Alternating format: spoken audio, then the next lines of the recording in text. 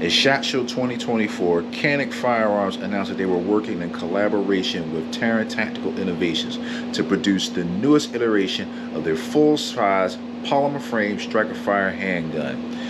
The announcement of that collaboration was like a shot that was heard around the world, if not the world, certainly the gun industry. And today on Armchair Operator Guns and Gear Reviews, we are going to take a look at the pistol that was born from that collaboration. We are going to do a tabletop slash first shots video on the Canik Firearms TTI Combat. Let's go! Never stop, forget it if I want it. Gotta make to myself a promise. I won't quit, keep going till I got it. I won't give up till I'm on top. Yo, no, I ain't the type to give up. If I do something, man, I do it till I get what I want. I turn a business out of nothing into something I love. What's going on, y'all? It's your big homie, the Armchair Operator, and welcome to today's program. Now, if you're new to the channel, definitely want to thank you for stopping by. I hope you enjoyed today's video. I hope you find it entertaining, and I hope you find this little bit of information that I share with you helpful. And if you're coming back to the channel, thank you so much for taking the time to actually come back and sit down with your big homie, so to speak. And I also hope you enjoy today's program. Now, as I said in the intro, we are going to take basically we're going to do a tabletop slash first shots review of the Canik TTI Combat. Now, this particular gun is probably the most hyped pistol to come out of SHOT Show 2024. It's only been on the market officially for not even a whole week as of when I'm recording this particular video, and it's already hard to get. Like, it's already sold out just about damn near everywhere that has it.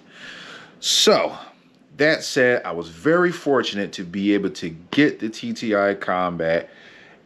I've put a few hundred rounds through it already, and I have some thoughts that I need to share with y'all about this gun. But before we get into all that, I got to give a huge shout out to my main FFL of choice. As if anybody has been watching my videos, you already know, but I definitely got to big them up, or especially on this one. So check it out, Bunker Gun Shop. Big shout out to basically to the whole crew over there at Bunker One, but in particular Chris and Frank. So I'm gonna leave this on the screen. Take a screenshot, pause, whatever you need to do.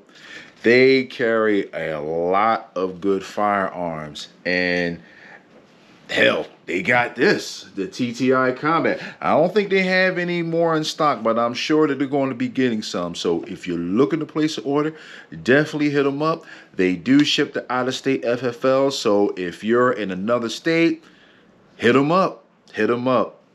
I'm telling you, they're going to take care of you. So y'all know the routine of what I like to do. I basically look at the firearm, look at the accessories and everything it comes with, and just kind of talk about it a little bit. And then we're going to slide on over to the range, and I'm going to show you the pistol in action. Now, to start things off, you see the case, right? The TTI Combat comes in basically the same case as the Rival S. Let me back out a little bit. It basically comes in the same Pelican style hard case, very high quality TSA rated case, right? So I also brought the case for my Rival just to kind of show you what I mean. So this is the case for my Rival S, and it's basically the same case. So on the outside, they're virtually identical. As far as the case itself, is virtually identical. But that's pretty much where I would say where the identical portion between these two end, because on the inside, it's quite different. So what we're going to do, I'm going to take you over to the tabletop, and I can't really show you both of them at the same time because my space is not that big, but I'm going to do the best that I can, so that way I'm pretty sure some people are going to be curious. All right, so let's slide on over to the tabletop and dive into this thing. All right, y'all, here we are. We're over here at the table. And as you can see again, we have the Canik TTI Combat inside of its case and all of its glory. But we didn't come here to look at the case. We came here to look at the gun itself. So let's go ahead and open it up. And here we are. So first thing we're going to do, what I always do, is verify clear. Even though we have our nice little chamber flag right here, we got to verify clear. So as you can see, that chamber is empty. I hope you can see that. Magazine is empty, and this particular firearm is clear. And as always, we are filming in a safe and controlled environment. There is no live ammunition anywhere in my review space. So let's talk about the pistol. Actually, you know what? Real quick, let's look at the case itself. So here is the inside of the case, obviously, and we have our extra magazine, and then we have our tools and so on and so forth, and our additional back straps. So if you're familiar with the polymer version of, say, the Canik Rival SFX, you will recognize these additional back straps, and also on some of the other TP9 series of guns too. Yeah, that's kind of tucked in there, but you get the idea. So you get the idea. But the difference between the TTI Combat and, say, your standard garden variety Rival or SFX or whatever the case may be, is the grip texture. Now, this particular grip texture is hard for me to describe. It's definitely more aggressive, but the actual texture itself has more of a diamond pattern. I don't know if the camera can pick that up. It has a bit more of a diamond pattern, and what that does, it gives you a little bit more aggressive texture without being overly aggressive, which is actually really nice. And you can see that same diamond texture on the particular grip itself, on the front and also on the other side as well. And that was when I first picked this particular gun up, I noticed that right away. Like I'm standing there in the gun store and I'm handling it. The texture was the first thing that I've noticed that was, you know, different than the standard garden variety Canik. Just so we're clear, this is the larger back strap that I have on here right now. It comes with the medium one from the factory, but you are able to customize it, you know, small, medium, and large, just like any other polymer frame Canik. Okay, and there's that. Now, let's see. Let's take a look at underside. So we got your Canik tool, and then we have the optics mounting system. So now, real quick, one thing you're going to notice right off the hop is that the optics mounting system is very different from that of your standard Canik or your standard Rival. And these particular optics plates are Terran Tactical's own proprietary plates. And the reason for these plates is simply to get the optic to mount lower on the slide. So what's cool about that is that with these optics mounting plates, you can mount your optic to this slide and have a co-witness even though you're using standard height sights, which is really cool. Speaking of the sights, we're actually running a serrated blacked out rear and fiber optic front sight, which is very easy to pick up, especially in daylight. And I really like these sights. I like them a lot, actually. If I had one wish, though, I wish this sight was also tritium filled fiber optic front sight, similar to that of, say, the Smith & Wesson M&P 2.0 competitor. But I like this sight, but I also wish it had a tritium filled portion of it. But that's neither here nor there. But the other thing that is different about these optics mounting plates is that these plates, they feel like polymer. Yeah, they're polymer. Whereas on the Rival, like the Rival S or even the SFX Rival, those optics plates are steel. And in case you were wondering, no, they are not cross compatible. These optics plates are for this particular footprint right here. Now, getting back to the handgun itself. So if you will notice this particular slide is different from that of a standard rival. So matter of fact, I'll tell you what, let me get my Rival S so that way I can show you directly. Okay. Now here's my Canik Rival S. As you can see, this particular firearm also has a yellow chamber flag in it. We're going to get that guy out of there. The magazine is also clear. The chamber is clear, and this firearm is also clear. So, all right, so here you go. Rival versus TTI Combat. So as you can see, the differences on the slide is really apparent. Not just the length of the slide, but also with the slide serrations themselves. Now, the Rival, as we all know, has really aggressive slide serrations on the front. In the rear, I would say they're not as aggressive, but they're aggressive enough. Whereas on the TTI Combat, the slide serrations are, honestly, if you ask me, they feel a bit more aggressive in the back, but they are more aggressive in this particular portion on the front of the slide. Up here, they kind of like, they get a little bit more shallow. So it's kind of interesting. So it's more aggression here. They're not quite as aggressive at this point, but they're more aggressive in the back. So you can still do your press checks like you normally do and also run the slide. So that's definitely not an issue. Now, speaking of the slide serrations, like if you look, you see these shadows in between the actual serrations. That's actually part of the Cerakote finish themselves. So really, you have kind of like a burnt bronze Cerakote, and then you have, I don't know exactly what they called it, but these darks, these shadows, that's not wear in the finish. That was actually done intentionally. So I think that's really neat, and it kind of gives this particular gun a bit more of an, I would say, now I won't say an aggressive look, but it's just, it makes it pop a little bit more, which I think is cool. Now, if we're going to look at the elephant in the room, one of the biggest difference is this integrated compensator. So let's talk about this. So let me just open the slide real quick. So if you look at the compensator has a quick detach system. It's actually attached to the barrel, but the barrel itself is not threaded. And right here, this is the actual QD portion. And, you know, you just use a simple little punch that actually comes in the kit from Canik. Rotate this, I believe, counterclockwise, if I'm not mistaken, and you can simply remove it. And as you can see, the openings here, I don't know if the camera can pick that up, but that was basically the ports. If I were to take this off, you would actually see the actual ports in the barrel itself.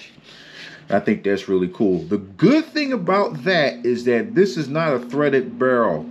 So that should make this particular gun, sorry about that, that should make this particular gun 50 states legal, I believe. But I'm not an attorney, so don't quote me on that. But the point is, and it'll be legal in a lot of states that will forbid you from having a firearm with a threaded barrel. So that's really cool. And it also has spiral fluting on the barrel itself to reduce a little bit of weight. And of course, we have our slide cuts here, you know, our speed holes as they are, to reduce the reciprocating mass of the slide. And we also actually have a little bit of extra texture on the slide stop itself. And of course, you have our memory pads on the sides of the frame itself, which I think is really cool. And of course, we got that trigger. So this particular trigger is essentially that Canik Rival style trigger that we all know and love. Now, I haven't measured both triggers side by side. I don't really think it's necessary, but this particular trigger is still breaking at about 3.5 to 4 pounds pretty consistently, okay? Now, let me just ghost that trigger real quick for y'all just so that you can see. It has a 90-degree break. And that's the take up right there. And that's it. Ready for the reset? That is it. So that is one of the reasons why everybody loves the Caniks, especially this particular flat face trigger here. I would actually go as far as to say that this particular trigger is a little bit better than that of the PDP performance trigger from Walther. Having literally shot both of these pistols side by side, I would prefer this trigger. The main reason being it has a wider shoe. So when you have your finger on the trigger and you're drawing the trigger to the rear, your finger doesn't tend to slip as much as, say, with that on the performance duty trigger. That particular trigger shoe has a thinner trigger safety. So I actually prefer this. And actually, I'm just now seeing this. I don't know if you can see that, but there is a Terran Tactical logo on that trigger. Huh. That's neat. All right, so, but anyway, I wanted to give you all like a visual representation of, say, a rival or a rival steel, in this case, with the TTI Combat. So on paper, this is a 4.6 inch barrel, whereas this is a 5-inch barrel. So that's basically what they look like together from the top. Okay. So it's a little bit shorter, but not by a whole lot. Trying to get it in the frame so that way you can see it. All right, so naturally this particular firearm is a lot lighter than this one, obviously, because this is the steel one. But if I were to compare, it feels on par with the polymer version, sort of. I mean, if I had to guess, I think the weight balance is a little bit different with this versus the polymer version. But like I said, that's just pretty much my opinion. All right, so moving on with the features. Of course, you got the magazine well, and you can remove that by removing that screw. It comes installed from the factory, but it's just a simple, easy removal if you don't want to run it. Personally, I prefer it because when you're gripping the gun, it just gives you that bit of an extra purchase for that pinky and allows me to better control the pistol. So I'm going to keep it on. It doesn't get in the way. And I believe that a lot of the aftermarket accessories that you can get for like a standard rival, like with the lock grips and so on and so forth, the magazine wells, they should absolutely work on this gun, because I don't really see any difference in the frame itself. Like, it's basically the same, but I don't have any to test that. But like I said, just having handled the polymer version and had the polymer version, I don't think that'll be an issue there. The firearm comes with 2 magazines. It comes with an 18 round and it comes with a 21 rounder. Yeah, 18, 21 rounder. And of course, we got our standard baby Canik tool. And if we move this aside really quickly to get to the rest of the accessories. All right, so, and my holster, I gotta talk about that holster for y'all. I got some thoughts about that holster. But anyway, we got our cleaning supplies here, cleaning brush. This is the punch that I was talking about. You basically can use this punch to drive out the pin in this back strap if you want to change the back straps, or if you want to activate the quick disconnect to take off the compensator. And we also have 2 additional things that don't come with the other Caniks. The first thing being this. So this is actually a lighter recoil spring. Now, the purpose of this recoil spring is, say, if you're in a competition and you're running lighter competition loads, this is what this particular recoil spring is for. If Canik recommends that if you're running standard 9mm loads, then use the stock spring that's already in the gun itself. This particular recoil spring, as well as the one in the gun, is made of metal. Just so that you're aware.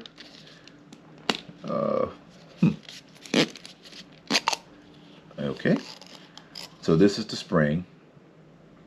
And it's actually marked on it. It says low. So that way, I don't know if you can see that, but it says low. So that way you don't get it twisted, as it were, as I just did. All right, so that's the spring, and of course we have our Canik challenge coin. Now I've heard stories about some of these challenge coins being on eBay that were actually signed by Mr. Butler himself that are selling for crazy money. But, you know, this is the challenge coin. It's actually really cool.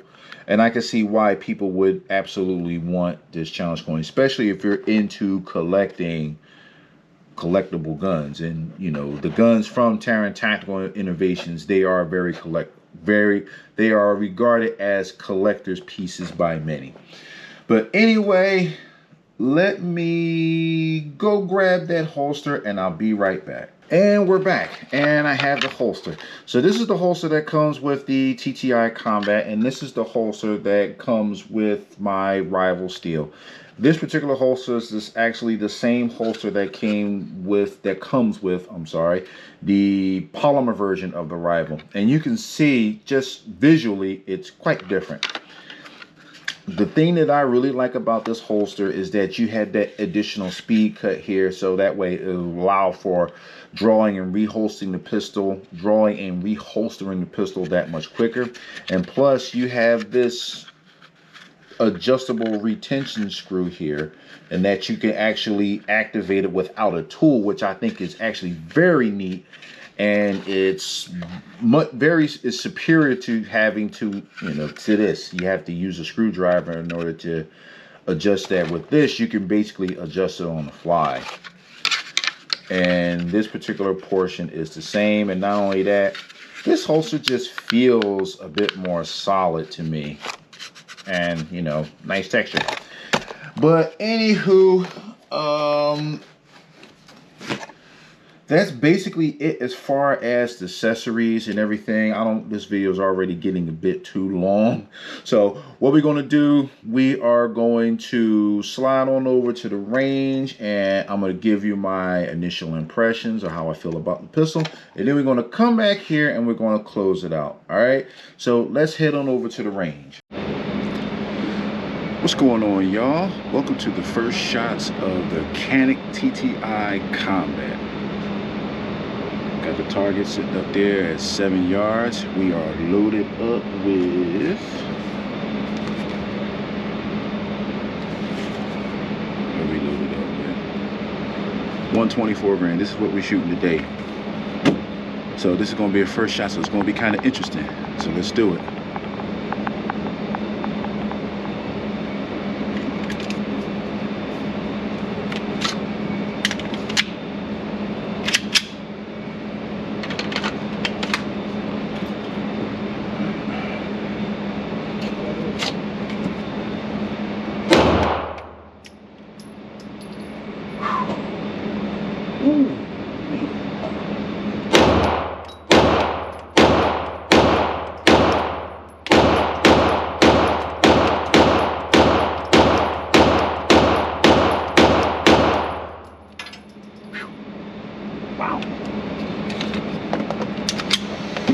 So I'm gonna say right off the hop, this thing shoots soft as hell, soft and flat. If I were to compare this to the polymer Rival, I would say that the recoil impulse is much, much softer. And that has to be due to this comp on the barrel. Let's load it up and let's go again.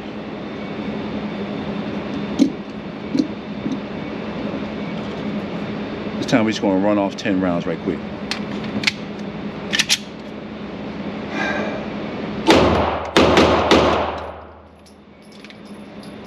Man, this thing shoot flat. We're gonna run one more magazine and then we're gonna check that target.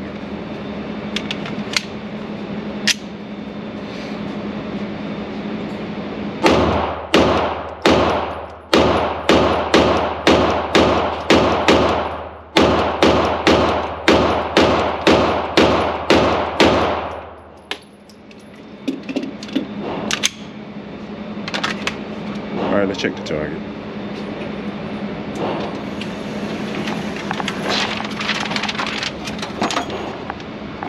Pretty tight, a couple flyers here and there.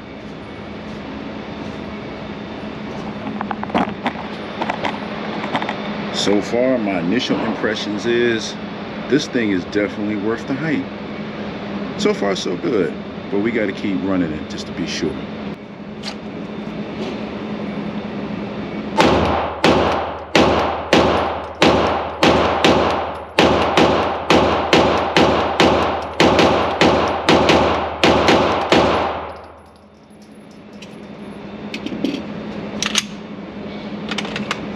So what I like about it so far, like I was saying, that comp really makes the recoil impulse just chef's kiss in my opinion. That slide, reducing that reciprocating really also helps. And the increased grip texture of the grip over the standard polymer version is noticeable. So I actually bought my Rival steel frame because I kind of want to compare the two.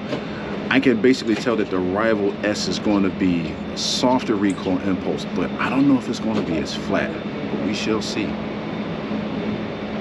Let's reload and go again.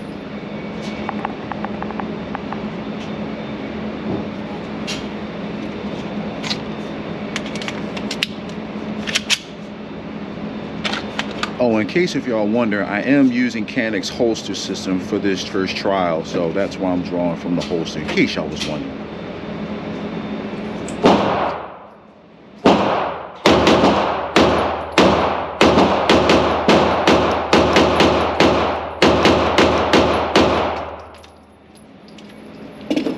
And just like that, it's over. Let's check the target.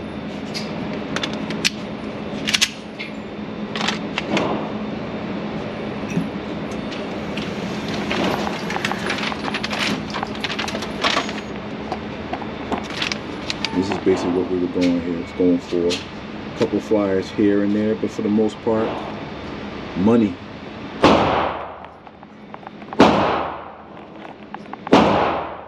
All right, let's take a pause, load up, and do it again.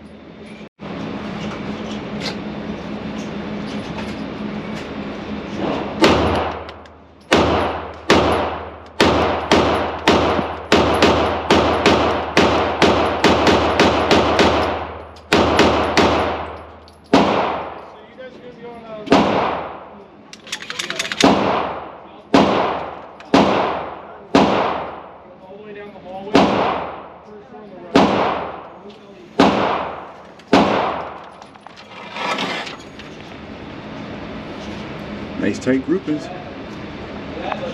So we are about 100 rounds in, and my initial impressions are this thing runs. I really like it. So we're going to do another 50 rounds, and then we're going to take it back to the couch for my final thoughts. So take a pause, load up, and we're going to do it one more again. So we loaded up 20 rounds, and I'm going to run this full mag, and then after we're just going to do a side-by-side comparison as the recoil impulse with the Canik Rival. Matter of fact, this one we're going to run them both side by side, so that you all can kind of like see the difference from visually as opposed to me telling you. So let me set that up real quick.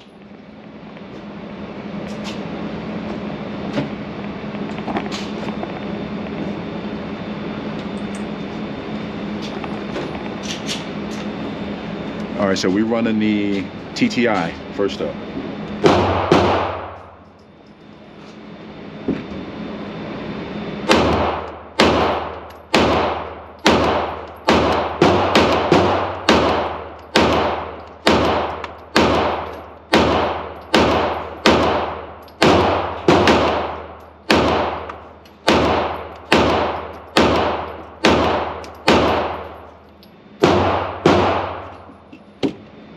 Next up, Rivals S.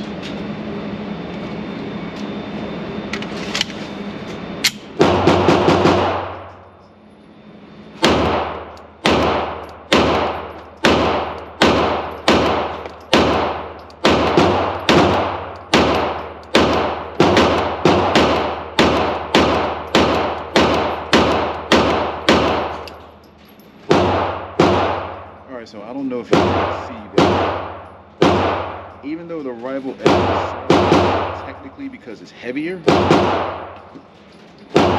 can feel the, I would say, the extra reciprocal mass in the slide. Now, what helps the rival out, like I said, is that weight. But as far as the TTI, it still shoots softer, even though it's a polymer frame gun. So, if you remember from my earlier review last year with the polymer version of the rival, you'll recall that I said it shoots like a polymer frame gun, even though it's a soft shooting gun, which means that it was a little snappy. But this polymer gun, smooth as butter, baby. Let me give you all a last look at that target.